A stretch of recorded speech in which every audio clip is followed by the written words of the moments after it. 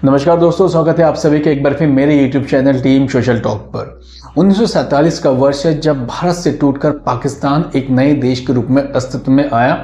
फिर 14 अगस्त 1947 की बात है जब लाहौर के रेडियो स्टेशन से आधी रात को पाकिस्तान ने अपना पहला राष्ट्रीय गीत यहाँ पर गाया, जिसे तराना ए पाकिस्तान नाम से जाना जाता है। इस गीत को सुनकर जहां पाकिस्तान के लोग बहुत रोमांचित हो उठे थे, उन्हें ऐसा लगा कि ये गीत हमारे वतन के लिए बहुत ही मुनासिब है।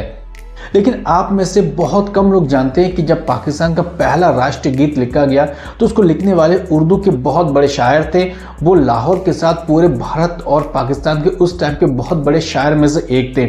और सबसे हैरानी वाली बात यह है कि वो जो शायर थे वो एक हिंदू थे, जिसे पाकिस्तान के लोग काफिर भी बोलते थे। लेकिन आखिर ऐसा क्या हुआ कि उस हिंदू शायर के साथ इतनी बड़ी घटना हुई जिसने पाकिस्तान को पहला राष्ट्रीय गीत दिया। उसे एक समय पाकिस्तान को छोड़कर भारत आना पड़ा और भारत में शरण लेनी पड़ी। दोस्तों, मैं बात कर रहा हूँ यहाँ पे जगन्नाथ आज़ाद की, जो उस टाइम भारत और पाकिस्तान के उर्दू शायर थे और बहुत बड़े उर्दू शायर के रूप में जाने जाते थे। तो दोस्तों, आज के इस वीडियो पे बने रहिए, क्योंकि मैं यहाँ बात करूँगा जगन्नाथ आज़ाद के बारे में, किन हालातों में उन्होंने मोहम्मद अली जिन्ना के साथ काम किया और आखिर ऐसा क्या हुआ कि उन्हें पाकिस्तान को छोड़ के भारत आना पड़ा। पाकिस्तान के रूप में जब एक नए देश की घोषणा हुई तो उसके बाद मोहम्मद अली जिन्ना दिल्ली से कराची आए। दिल्ली से कराची आने के बाद उनके पास बहुत काम था, जैसे कि उस देश के लिए एक नया संविधान बनाना, उस देश के लिए एक नया राष्ट्रीय गान लिखना। जब राष्ट्रीय गान लिखने की बात आई तो मोहम्मद अली जिन्ना ने अपने साथियों से कहा अगर उनके आसपास कोई उर्दू के बहुत बड़े शायर है तो उनके सामने पेश किया जाए। तब मोहम्मद अली जिन्ना को किसी ने बताया कि जनाब, लाहौर में एक बहुत बड़े उर्दू शायर है, लेकिन वो हिंदू है और बहुत बड़े शायर है जिनके आसपास कोई शायर बिल्कुल भी ठहरता हुआ नजर नहीं आता। जिन्ना ने उन्हें 24 घंटे के अंदर अपने सामने पेश होने के लिए ऑर्डर दिया। उसके बाद जब वो हिंदू शायर यानी कि जगन्नाथ आज़ाद जिन्ना के सामने आए तो जिन्ना ने उनसे कहा कि मुझे पाकिस्तान का एक तराना लिख के दो, और वो अब तक का सबसे बहुत अच्छा तराना होना चाहिए। फिर क्या था, 4 से 5 दिन के अंदर ही जगन्नाथ आज़ाद ने एक ऐसा तराना लिखा जिसको सुनकर और पढ़कर और उसे गाकर मोहम्मद अली जिन्ना बहुत खुश हुए। लेकिन उन्हीं के साथ जो मोहम्मद अली के कुछ पॉलिटिकल लीडर्स थे, उनके पार्टी के लीडर्स थे, कुछ उनके सहयोगी थे और कुछ जो सलाह मशवरा देने वाले लोग थे, उनको बिल्कुल भी पसंद नहीं था कि एक हिंदू शायर की तराना को पाकिस्तान का तराना ए पाकिस्तान घोषित किया जाए। लेकिन किसी की मजाल नहीं थी कि मोहम्मद अली जिन्ना के सामने इसका तनिक भी विरोध करे। पाकिस्तान के रूप में जब एक नए देश को मोहम्मद अली जिन्ना ने लिया तो वहां के लोग मोहम्मद अली जिन्ना को कायदे आजम बुलाने लगे। इस कायदे आजम उपाधि से जिन्ना बहुत खुश हुए और वो हर पल ये सोचते थे कि किस तरीके से वो जवाहरलाल नेहरू से आगे जाए। तो इसलिए सबसे पहले उन्होंने पाकिस्तान को एक सेकुलर राष्ट्र के रूप में निरूपित किया। उसके बाद एक हिंदू उर्दू शायर से उन्होंने देश के लिए तराना पाकिस्तान की रचना करवाई। लेकिन बहुत लोगों को ये लगता था कि ये हिंदू काफिर आखिर इनके लिखे हुए गीत को पाकिस्तान कैसे गा सकता है, और मन ही मन बहुत सारे अफसर और बहुत सारे आला अधिकारी वो इस बात से शांत रहते थे कि इस गीत को किसी तरीके से वहाँ से हटाया जाए।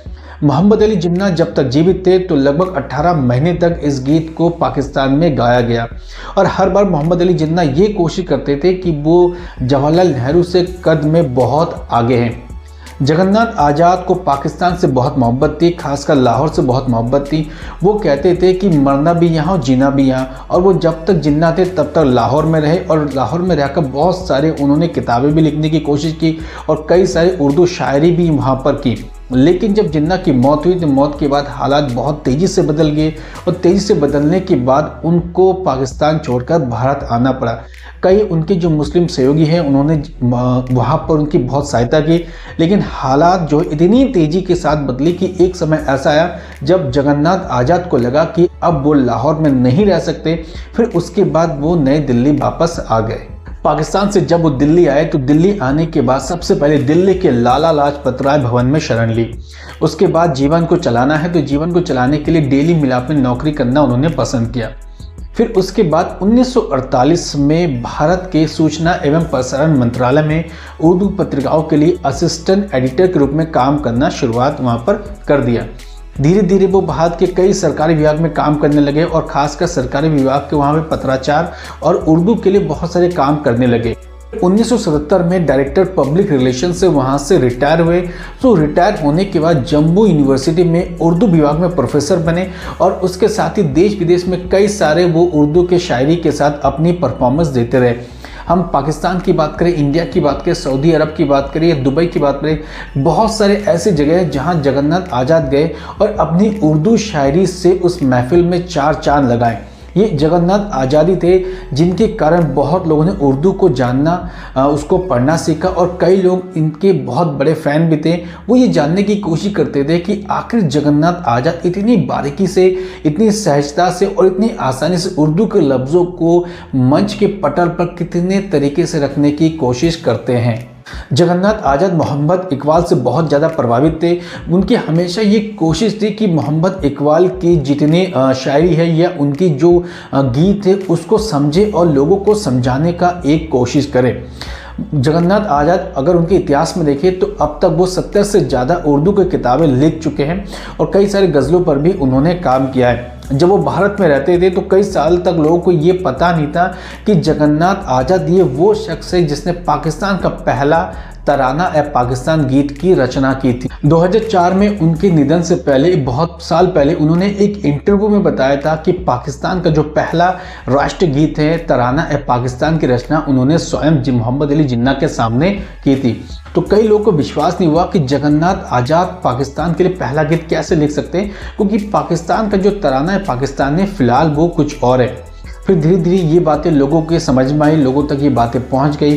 फिर 90 के दशक में हो या 2000 के दशक में हो, जब पाकिस्तान के आवाम के पास ये मैसेज गया या ये संदेश गया तो वहाँ के लोग सोचने लगे और उनके जो ये गीत है, उनकी रचना है, उसको तलाशने लगे। फिर कई सारे जो वहाँ के जो कलाकार हैं, जो सिंगर हैं, उन्होंने इसको गाने की कोशिश की। बहुत सारे आप उनके जो लिंक है यूट्यूब में जाएंगे तो आपको मिल जाएगा। ये तराना है पाकिस्तान का जो पहला गीत है जगन्नाथ आज़ाद ने लिखा था। बहुत सारे सिंगर ने उससे गाया भी है। लेकिन आज भी हम बहुत सारी चीज़ ये देखते हैं कि पाकिस्तान की जो टीवी चैनल है, जब उस पर डिबेट होती है तो लोग ये जानने की कोशिश करते हैं कि कौन सा गीत सबसे अच्छा है, जगन्नाथ आज़ाद वाला गीत अच्छा है या हाफिज़ जालंधरी वाला गीत बहुत ज़्यादा अच्छा है। इस पर तुलना करेंगे तो बहुत लोगों को अभी भी लगता है कि जो जगन्नाथ आज़ाद का जो लिखा हुआ जो गीत है वो सबसे यहाँ पर बेस्ट है। सोचने वाली बात ये है कि जहाँ पाकिस्तान के पंजाब प्रांतीय मीनार है पाकिस्तान और भारत के पंजाब प्रांतीय साहित्यकार शिरोमणि जैसे उपाधि से जिनको नवाजा है, उनके गीतों को पाकिस्तान ने किस तरीके से नज़रअंदाज कर दिया। एक ऐसे शायर जिन्होंने बच्चों के नज़्म, बच्चों के इकबाल और कश्मीर सितारों से ज़र्रे तक जैसी 70 से अधिक उर्दू के शायरी से लोथ-पोथ किताबों को रचित की है, ऐसे शख्स को पाकिस्तान में अभी भी पूजा नहीं जाता है, ना ही उनके बारे में कोई डिस्कशन किया जाता है। इवन बहुत सारे लोग ऐसे हैं जो उनको काफिर मानते हैं और ये कहते हैं कि हम काफिरों के लिखे हुए गीत को किस तरीके से स्वीकार कर सकते हैं और हम कौमी एकता वाले लोग हैं, हम कौमी प्रस्त लोग हैं, हम किसी काफिर से लिखे हुए गीत को बिल्कुल भी नहीं गाएंगे। फिलहाल इस पे कितना फैक्ट सही है और कितना गलत है ये चीज़ें तो सर्च करने के बाद ही पता चलती है। लेकिन जितना भी हमने रिसर्च की उस रिसर्च के बेस पे मैंने आज के इस वीडियो पे आपको बताने की कोशिश की है कि जगन्नाथ आज़ाद वो इंसान जिन्होंने पाकिस्तान के लिए तराना ये पाकिस्तान की रचना की और जो मोहम्मद अली जिन्ना को बेहद पसंद थी। लेकिन आखिर ऐसा क्या हुआ कि मोहम्मद अली जिन्ना के बाद उनको वहाँ से हटकर भारत आना पड़ा और उनके गीत को भी वहाँ से हटा दिया गया।